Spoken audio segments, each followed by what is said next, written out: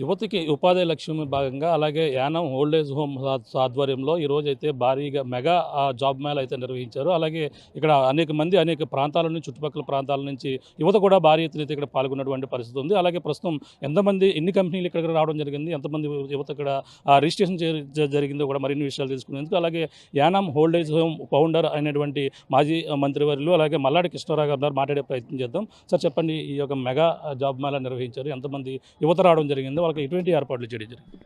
ఈరోజు మొత్తం మీద ఈరోజైతే ముందైతే రిజిస్ట్రేషన్ చేసుకున్న వాళ్ళు 2400 మంది వరకు ఉన్నారు. ముందైతే 1855 మంది 4 రోజుల క్రితం చేసుకున్నారు. ఇప్పుడు స్పాట్లో వచ్చిన వాళ్ళు అంతా కలిపితే 2400 వచ్చారని చెప్తున్నారు.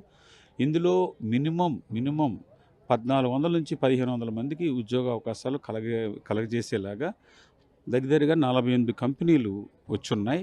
ఆ కంపెనీల్లో ముఖ్యంగా 36 కంపెనీలేమో ఇతర రాష్ట్రాల నుంచి అవి కూడా వచ్చాయి. మిగతావన్నీ కూడా ఇక్కడ ఉన్న చుట్టుపక్కల ఉన్న హాస్పిటల్స్ లోకల్‌గా ఉన్న ఒక 2 కంపెనీస్ ఏమో లోకల్‌గా ఉన్నాయి.